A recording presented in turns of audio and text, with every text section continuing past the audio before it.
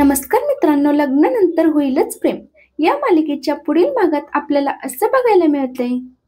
काव्याने snacks बनवून पार्थसाठी आणलेले असतात. तेव्हा पार्थला ते स्नॅक खूपच आवडतात आणि पार्थ काव्याचं कौतुक करत म्हणत असतो की चवीच्या बाबतीत आज आईवर मात केलीत तुम्ही. तेवढ्यात मानिनी तिथे येते आणि म्हणते, कोणी मात केली माझ्यावर? तर दुसरीकडे जीवाने जे घर नंदिनीसाठी गिफ्ट आणलेलं असतं ते घर नंदिनी फेकून देते आणि ते घर तुटून जातं. त्यामुळे जीवाला खूप वाईट वाटतं आणि जीवा म्हणतो, तुटलं ना हे घर.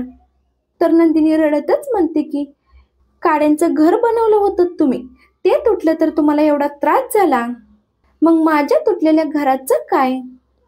तर इकडे मानिनी काव्याला जाब विचारत म्हणत असते की शोभतंय का तुला हे? तर काव्या म्हणत असते की तुम्ही जे काही वागताय ते ऐकायला शोभतंय का? तर मानिनी चिडूनच म्हणते की एकदाची निघून जा त्याच्या आयुष्यातून. तर काव्या म्हणते की इथनं जायला हवी ना मी तुम्हाला. तर ठीक आहे, मी जाते इथून असं म्हणून काव्या आपली बॅग भरायला घेते.